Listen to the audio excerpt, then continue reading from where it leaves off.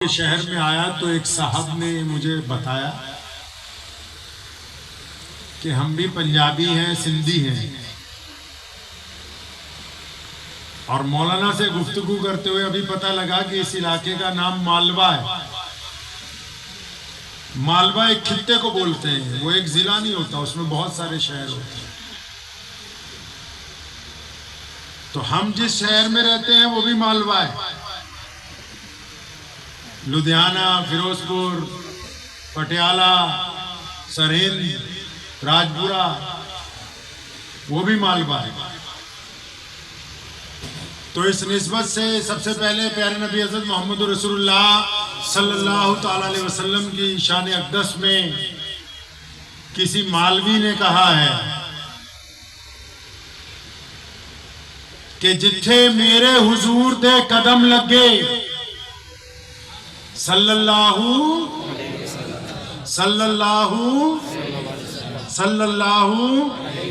آواز نہیں آئی اچھی طرح، صلی اللہ کہ جتھے میرے حضور دے قدم لگے اس تھاں ورگی کوئی تھاں نہیں ہو، تے جس دیاں قسماں عرش تے رب کھاوے اس نام ورگا کوئی نام نہیں ہو، تے جیڑی میرے حضور دا منہ چومے۔ شاعر عکاسی کرتا ہے ایک خاتون کی جو نبی علیہ السلام کے چہرے کو بار بار بوسے دیتی ہے،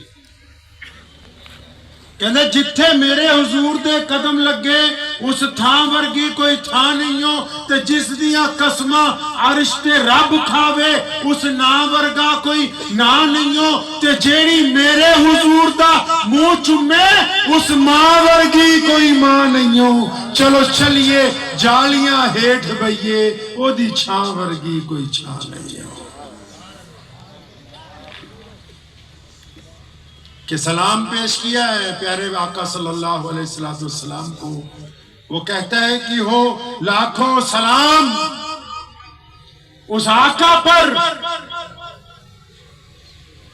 ہو لاکھوں سلام اس آقا پر، ظلم لاکھوں جس نے توڑ دیے، دنیا کو دیا پیغام سکون، طوفانوں کے رخ موڑ دیے۔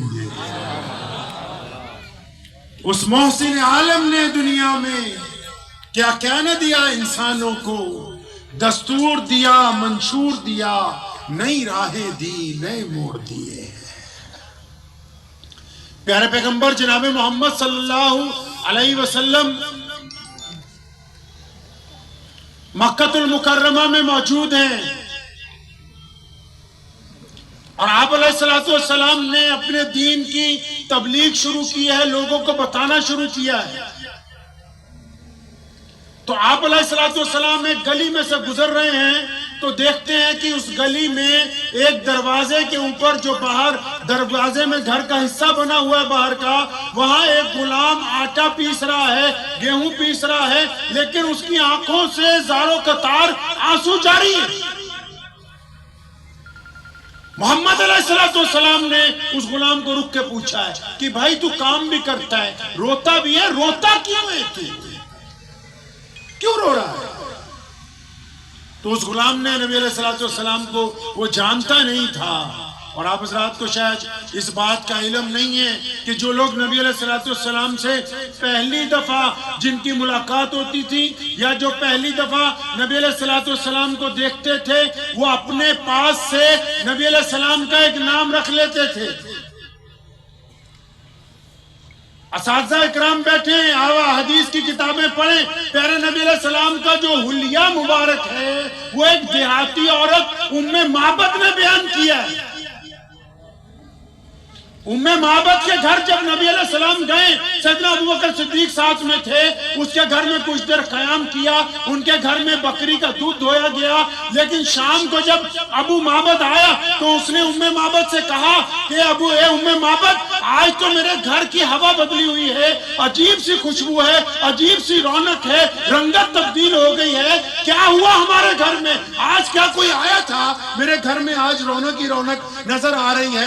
نبی علیہ السلام واپس جا چکے تھے، یہ ہجرت کے دوران کا واقعہ ہے۔ تو ام معبد کو جب ابو معبد نے پوچھا نا گھر میں یہ تبدیلی کیسے، یہ رونق کیسے، یہ رزق کا اضافہ کیسے، یہ خوشبوئیں کہاں سے آ رہی ہیں، تو ام معبد جو ہے 1 منٹ کے لیے پریشان ہوئی۔ کیوں؟ کیونکہ جب نبی علیہ السلام تشریف لائے تھے، جب سیدنا ابوبکر صدیق ساتھ میں تھے، ام معبد نبی علیہ السلام کو دیکھنے کے بعد اتنی حیران ہوئی کہ نبی علیہ السلام کے صرف ظاہری حسن کو، آپ علیہ السلام کے فیض کو دیکھنے کے بعد نام پوچھنا بھول گئی۔ تو جب ابو معبد نے پوچھا ام معبد آج گھر میں یہ رونق کیسی ہے، اتنا زیادہ دودھ کیسے آیا، یہ بکریوں میں اتنی خوشی کیسی ہے، یہ گھر کے اندر خوشبو کہاں سے آ رہی ہے؟ تو ام معبد نے فوراً اپنے پاس سے ایک نام رکھا، کہنے لگی ابو معبد آج ہمارے گھر پہ مبارک آیا تھا۔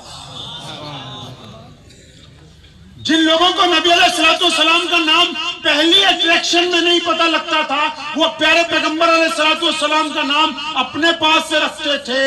ادھر بھی انہوں نے رکھا کہ اکثر لوگ کہتے تھے کہ یہ پیاری صورت والے، تو اس غلام نے روتے ہوئے کہا کہ یہ پیاری صورت والے، میں آپ کو جانتا تو نہیں ہوں، البتہ میں جس کا غلام ہوں وہ مجھے مارتا ہے اور مجھے بخار ہے، کیونکہ اس نے کہہ رکھا ہے کہ یہ ساری رات میں اناج پس جانا چاہیے۔ میں روتا اس لیے ہوں کہ جسم میں درد بھی ہو رہا ہے، چکی بھی چلانی ہے، تو میں تو اس لیے پریشان ہوں، اس لیے میں رو رہا ہوں۔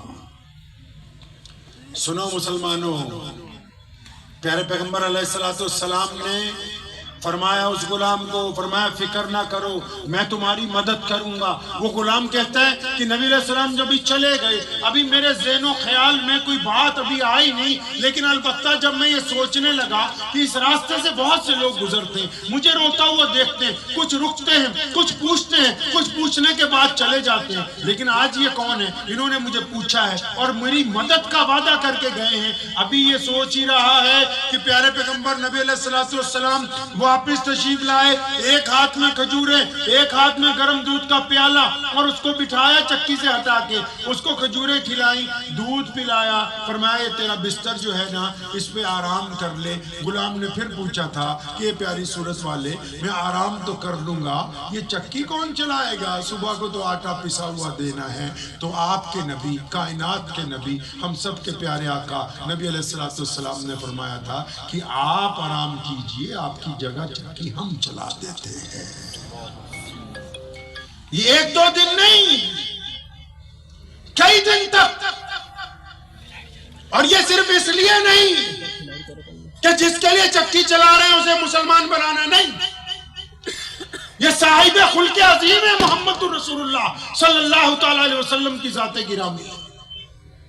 ایک بندہ مکہ المکرمہ کے دیہات سے اپنے اونٹ بیچنے کے لیے آیا، وہ مکہ المکرمہ پہنچا، منڈی میں اونٹوں کی بولی لگائی گئی، اونٹ سارے کے سارے بک گئے، وہ بڑا خوش ہوا۔ اب جس بندے نے اونٹ خریدے اس کو کہتا ہے کہ چلو مجھے میرے اونٹوں کے پیسے دے دو، تو جو بندہ اونٹ خریدنے والا ہے وہ اس آدمی کو کہتا ہے کہ پیسے آج تو نہیں مل سکتے، کل آپ کو دوں گا۔ اب جب کل ہو جاتی ہے، وہ اس کے گھر جاتا ہے کہ پیسے دے دو اونٹوں کے، وہ کہتا ہے آج انتظام نہیں ہوا، کل دوں گا۔ کل کرتے کرتے 5-6 دن کا عرصہ نکل گیا، غریب آدمی جانور لے کے آیا تھا۔ اس دور میں کون سا سرائے بنی ہوئی ہیں، کون سا گلی کوچوں میں ہوٹل بنے ہوئے ہیں، اب بڑا پریشان ہے کہ جس بندے نے اونٹ خریدے وہ پیسے نہیں دے رہا ہے۔ تو اس نے پتہ کیا اس علاقے میں کہ یہاں پر ایسے لوگ کون سے ہیں، کون یہاں پردھان ہے، کون یہاں بڑا چودھری ہے، کون یہاں بڑا سردار ہے جو میرے پیسے دلوا دے۔ اب جب اس نے لوگوں سے پوچھا تو لوگوں نے کہا یہ جو بیت اللہ ہے جس کا لوگ طواف کرتے ہیں، اس بیت اللہ میں جاؤ گے تو ایک طرف 10-15 لوگ روزانہ بڑے ریشمی کپڑے پہن کے بیٹھتے ہیں، بڑے بڑے قالین بچھا کے بیٹھتے ہیں، وہ مکے کے چودھری ہیں سارے کے سارے، وہ سارے مکے کے سردار ہیں، تم ان کے پاس جاؤ۔ اب وہ بندہ مرتا کیا نہ کرتا، وہ سیدھا بیت اللہ میں گیا، اس نے دیکھا واقعی کہ صبح کا وقت ہے، قالین بچھے ہوئے، بہترین بڑے بڑے لوگ جو ہیں وہاں بیٹھے ہوئے گپے مار رہے ہیں، کھا پی رہے ہیں۔ اس نے ان کے پاس جا کے فریاد لگائی تو وہاں امیہ بیٹھا ہوا تھا۔ उतबा, अब्दुल्ला बिन जिदान, अबू लहब, बड़े बड़े दुश्मन जो मोहम्मद रसूलुल्लाह के हैं, वो वहां बैठे हुए। उस बंदे ने जाके अपनी फरियाद लगाई तो उमैया सबसे आगे बैठा था। उमैया ने मुस्कुराते उसको कहा कि हाँ बताओ किसने पैसे मार रखे, क्योंकि ये दलाल है, इसका काम है कमीशन पे पैसे दिलवाना। तो उसने तो खुशी से कहा कि हाँ बताओ तुम्हारे पैसे किसने मार रखे, हम तुम्हें तुम्हारे पैसे दिलवा देंगे। तो जब उसने ये बात कही तो इसने कहा जी वो जिस बंदे को मैंने ऊंट बेचे हैं उसका नाम जो है अबू जहल है। जब इतनी बात उमैया ने सुनी तो जेरे लब मुस्कुराने लगा, हंसने लगा, कहता अच्छा, क्योंकि उस बंदे को तो पता ही नहीं कि अबू जहल तो इनका गवर्नर है, इनका चौधरी है, इनका बड़ा है, मक्के का मौजूदा हुक्मरान है, ये सब उसके चेले। तो उमैया के दिल में एक शरारत आई, उसके जहन में एक शरारत आई। उस वक्त उसने क्या किया, उसने उस बंदे का हाथ पकड़ा और कहा कि वो देखो बैतुल्लाह के साथ टेक लगा के सफेद कपड़ों में जिनको देख रहे हो, जिनको सफेद कपड़ों में देख रहे हो उनके पास चले जाओ। यानी उसने हमारे प्यारे मोहम्मद सल्लल्लाहु अलैहि वसल्लम की तरफ इशारा करके कहा कि उधर जाओ उनके पास, वो तुम्हारे पैसे दिलवा देंगे। और यहाँ एक बात समझ लीजिए कि उमैया मोहम्मद रसूलुल्लाह का बदतरीन दुश्मन है, लेकिन उसका भी इस बात पर यकीन है कि दरे रसूल पर अगर कोई गया फरियाद लेके तो उसकी फरियाद सुनी जाएगी। ये हो नहीं सकता कि वो मोहम्मद रसूलुल्लाह के दरबार में जाके फरियाद करे और उसकी फरियाद सुनी ना जाए। उसने इसलिए कहा क्योंकि मोहम्मद रसूलुल्लाह सल्लल्लाहु अलैहि वसल्लम को यह फरियाद करेगा और मेरे आका अलैहि सलाम फरियाद पूरी करना चाहेंगे। और अबू जहल रसूलुल्लाह का दुश्मन है, और जब अबू जहल और रसूलुल्लाह सल्लल्लाहु अलैहि वसल्लम का सामना होगा तो अबू जहल जुल्म करेगा, हम खड़े होकर तमाशा देखेंगे। ये उमैया की नीयत थी। जब उमैया ने यह इरादा किया तो वो बंदा हुजूर सल्लल्लाहु अलैहि वसल्लम के पास किया। अब मैंने आपको पहले कहा कि जो प्यारे नबी अलैहिस्सलाम को पहली मर्तबा देखता था, ए भाई आप लोग बैठिए जो बीच में फिर रहे हैं।